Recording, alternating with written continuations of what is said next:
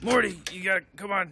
You gotta come with me. What, Rick? What's going on? I got a surprise for you, Morty. It's the middle of the night. What are you talking about? Come on, I got a surprise for you. Come on, hurry up. Gotta get out of here. You're tugging me too I got a hard. surprise for you, Morty. Justin Roiland here. Ryan Elder, composer. Dan Harmon, master. This is the first Rick and Morty episode ever created in the history of mankind. This was written in about 6 hours. The first draft of it. Yeah, that's true. The first draft was written in about 6 hours. The Paramount lot. In my unfurnished community office between seasons 3 and the non-existent season 4. Which, by the way, we broke the story that day. Yep. And then we sold it, and then wrote the script that day as well, or that night. Yeah. Crazy. And I was about to get up and leave, and Justin, who had been working with me for years, said, if you leave now, we'll finish this in 3 months. If you stay here right now for another 6 hours, we can finish it. You don't gotta worry about me trying to fool around with Jessica or mess around with Jessica or anything. I'm not that kind of guy, Morty. What are you talking about, Rick? You don't have to worry about me getting with Jessica or anything. Anyways, this cold open, for trivial sake, this is the cold open on the script for Rick and Morty was always some weird version of Rick and Morty in their garage, and Morty accidentally summons a dinosaur. There's a huge thing when we were trying to develop the show. Adult Swim wasn't sure Justin should do both voices. One of the reasons why was that Morty was an underdeveloped character. Yeah. He was too much of a punching bag. Yep. We kind of one of our many ways of coping with that and was to write several crazy. I sent Justin like 4 premises, kind of paragraphs describing just different little shorts he could send to the head of Adult Swim, shorts that all had in common a kind of assertive Morty. So this is one of them that turned out so well that we just made it the cold open. Yeah, this was the one that I recorded the radio play to, and I did 3 takes in my garage, and all the audio you heard is the original audio I recorded in my garage. That's how good my fucking studio is at home. That's how good his garage is. And I cut it together, and I gave it to Brian Newton to board, and we cut an animatic and sent it off. And then a long time after that, we were like, shit, let's just use this before we went to color. But real quick before we get into anything else, I just want to say, if you're watching these in order, the commentary, get ready for a roller coaster of fun, because in some episodes, I'm going to be wasted. Will you be able to tell? And some, I'm going to be more sober. The irony is I'm currently at my drunkest, and you'll hear me in later commentaries sober, yeah, high-roading Justin and going, well, Costello. That's so great. It couldn't be better, because it's a nice little balance of across Here's an important thing. We have Ryan Elder in here doing commentary. Yeah, Elder, this was the first episode. This was sort of us finding the foundational sound. Yeah. Of the show. This one was like total. I feel like it was more like a labor of love. We just did it for so long. We worked on it for so long compared to the other ones. Yeah. And, like, there's a whole bunch of stuff that we did that isn't in it anymore. Like, I remember pooping basketballs. Do you remember? Oh, yeah. That was the cold open. Yeah. That was the original cold open. And we were in the studio getting dinosaur claws clacking on. Yeah. Well, that's right, because you did all the sound. You did the whole just sound the very mix, first pass. It got redone. And masterfully redone at that. Mine was just. I'm not a sound designer, but it was fun getting those dinosaur claws with. Dad. What do we have? Clothespins on. Clothespins on fingers across cement. Yeah. Get away from the windows. Now look, we're going to be dealing with some real serious stuff today. You might have heard of it. It's called math. And without it, none of us would even exist. So Brandon Johnson here. 2 + 2. Jessica. Our most underutilized, amazing he's so character. good, man. He's so good. It's time for the quiz. When you hear us not talking about how awesome someone is, that's because that person is awesome. Yeah, look, we can only cover so much. We begged the very shy Elder to join us for this episode. I mean, that's the thing about all of us. The guys in here are drunk writers saying, this joke is funny, this joke's not. But Holy shit, I take a lot of stuff for granted. Yeah, like listen to this score. Like it's just it's this nice ambient. This music, this is like the 4th version of this cue, though. Yeah. It was sexy once, and it had a couple of, it was like rock and roll once. Yeah, we pulled it back to like a weird, trippy, ambient. I like it, though. Echoey. I think we finally nailed it. I always meant for this to get refined. I just me wanted too, a scene where I was explaining to Justin. Justin was never a big fan of the scene either, and I just wanted a Savage Steve Holland, John Hughes kind of. We had like a pencil line. We wanted just to an do... idea that Morty had a learning disability. Just the idea that, like you, if you're watching, that it was hard for him to participate in class, so that you would start to identify with this character right before his grandpa comes in and freezes this guy to death. That was the important thing to me, was that you felt going into this scene like you were that kid for sure, pinned up against a locker. And also, you know, those big titties. I mean, come on, let's not neglect those big old titties that you got to squeeze. Oh shit. Because this was a cave painting, like this was the idea, you know, hopefully this doesn't legally compromise us to say the dynamic between these characters is based on something fundamentally like the Doc Brown Marty McFly relationship, but it's a mad scientist screaming at an affable kid. We got to do this. We got to do that. Yeah. We got to do this. We got to do that. And then the kid saying, "But we can't do that." And then the guy saying, "I don't need to hear about that. We got to do this." Yeah. And it's. I'm convinced now at this point, having done a lot of interviews trying to explain why people like Rick and Morty, why they are willing to listen to Justin burp and all this stuff. I think that he's stumbled into an accurate illustration of bipolar disorder. Yeah. Because I think that's what's happening. That's manic and depressive. I am bipolar, I think, for fuck's sake. I think that the Rick part of you says, we got to do this, we got to do that, we got to do this, we got to do that, and the depressive part of you says, geez, I'm not sure if I should ever do anything. I never leave my house. I don't know what that says about me. Stabilized. Okay, I only asked Jerry because, as you know, Do we ever see Beth actually at work? I mean, I know we see her at work, but we don't see her working. It's the only time in season right? 1 where we actually visit the horse hospital in a way that we're seeing her working. We see it in Love Pandemic. We see her office. Or actually, I guess we see Davin's office. But that's the only times that we brush against this location.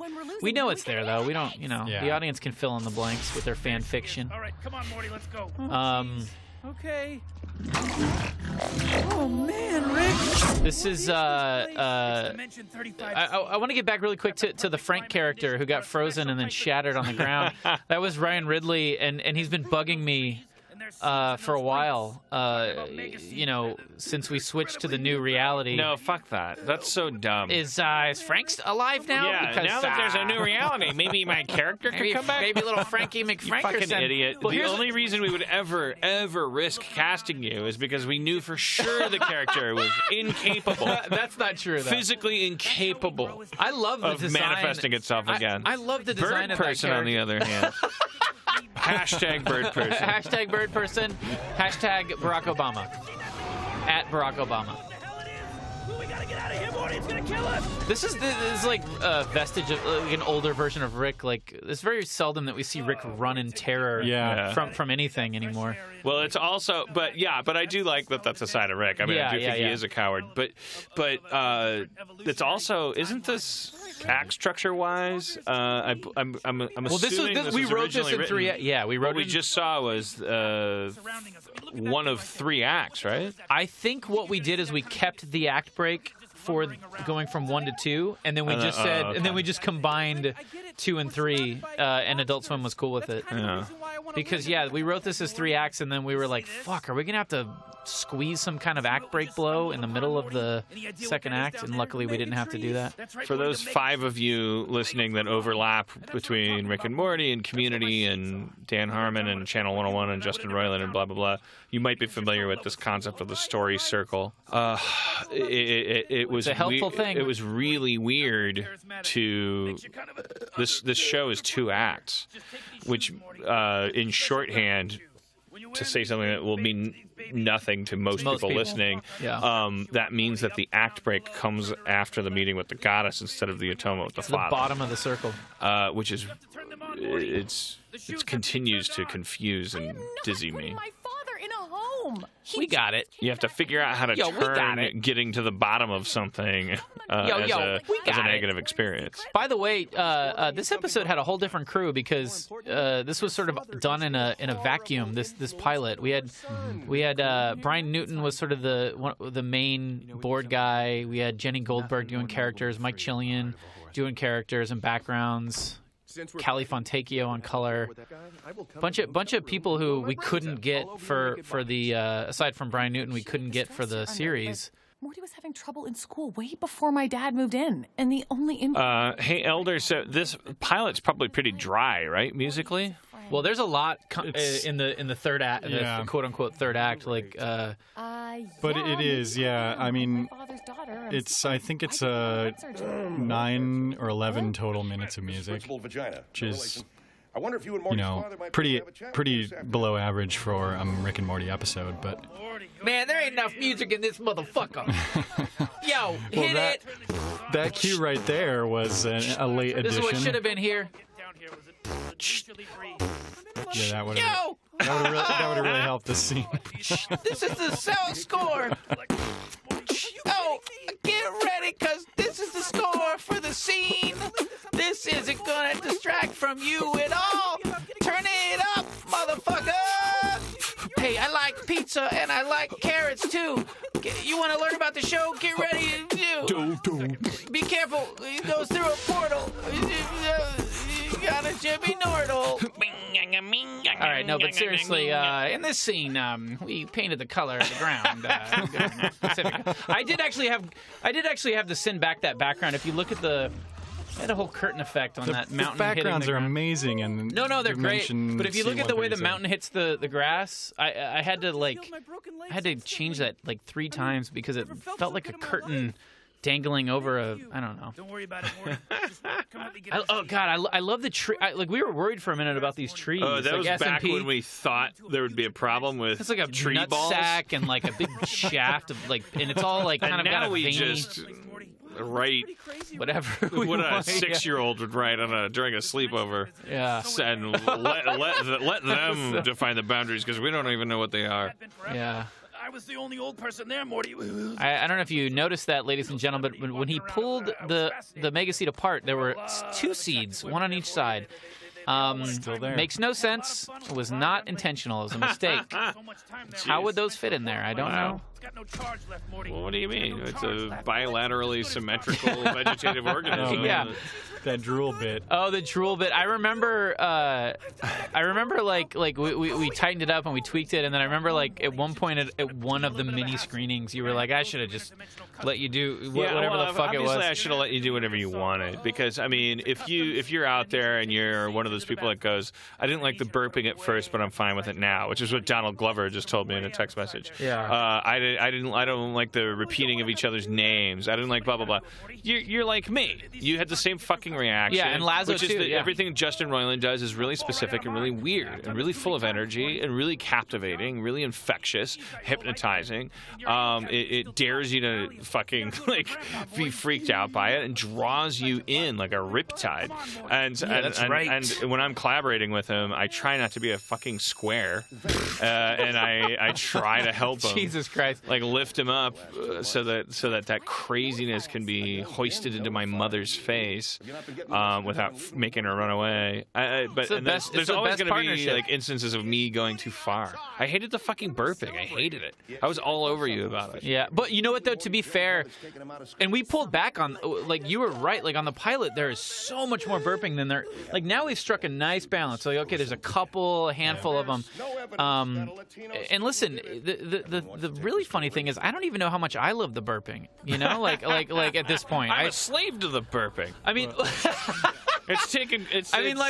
Like back in 2006 when I made the very first thing, it was it was so funny to me. But now I'm kind of like, is it like what? I don't know. Like, I'm in an ivory tower of burping. I can't get out of this prison of burping. That Glarp Zone joke was pitched in the sound design sessions, I believe. Oh, Yeah, yeah. that's right. Yeah. I remember that. I remember being really excited about that. No, wait. Didn't we do that in the animatic? And Nicole... When I was in the studio doing sound design for the animatic, I think it was...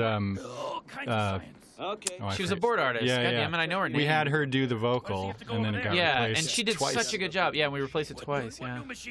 This is much as there's one scene in the first Indiana Jones movie where you really go, that's Indiana Jones. To me, that's this scene. Yeah, this is great. It's Rick and Morty going through interdimensional customs, and Rick, going, run, Morty! And these insect soldiers are fucking awesome. Yeah. And they represent something bigger, I think, in the universe that maybe we'll end up exploring.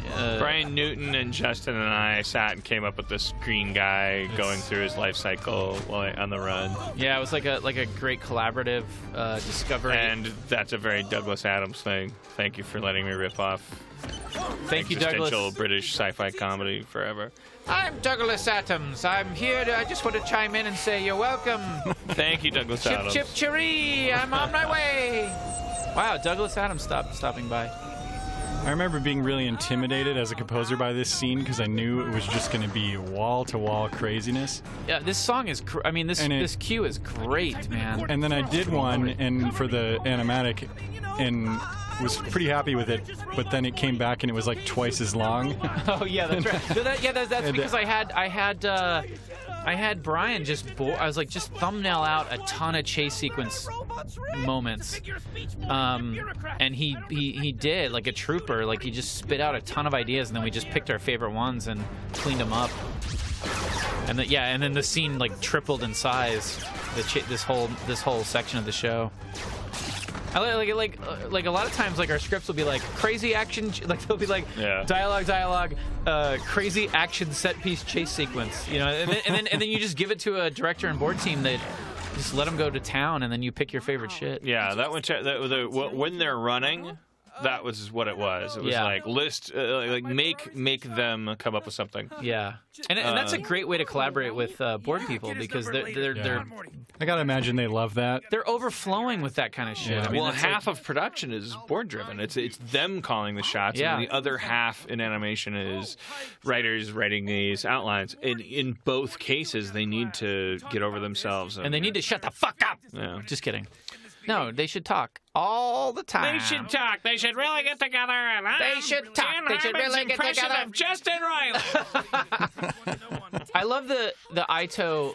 The other thing, this episode has a lot of blurs on the background, which I think we pulled back on in series. This is interesting. This is the very first thing that was ever animated for Rick and Morty. Oh yeah. So it like looking at it now after a whole season. This is better. We lost our way. The characters are a little looser, a little more like they're not like look at Rick like they're a little. Yeah, this looks good. They're not as tight on model, No, it's. But good. I kind of like that looseness. We blew it.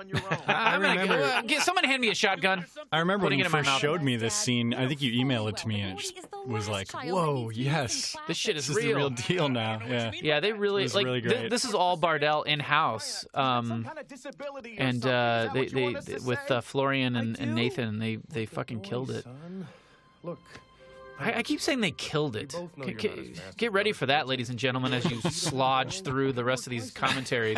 In fact, take a big swig of whiskey every time I say they killed it. Get ready to be infected by a new way to say they did good. Get it, print it on a T-shirt. They killed it. What the hell? Holy crap, he's right. Morty, I love how quickly Jerry looked that up on his phone. the increment in Oh, the crap. internal energy of a system is equal to the Because that would take me about an hour to find on the internet. I hope we could find the document that we actually wrote in the first 6 hours. I want to really look at that. Yeah, I have great. it somewhere. I want to yeah. know how much time I waste thinking that my job is more important than it is. Because Dude, we you know what's fucking crazy? garbaged this out, wiped our butts with it, and threw it out the all the window. stuff that you wrote, because like you took the second act, or you took like the second and third act, I took the first act. Your second and third act barely fucking changed. Mine changed a lot because, like, look at me. I'm so mad at myself. What the fuck? When's somebody gonna figure out how to use me?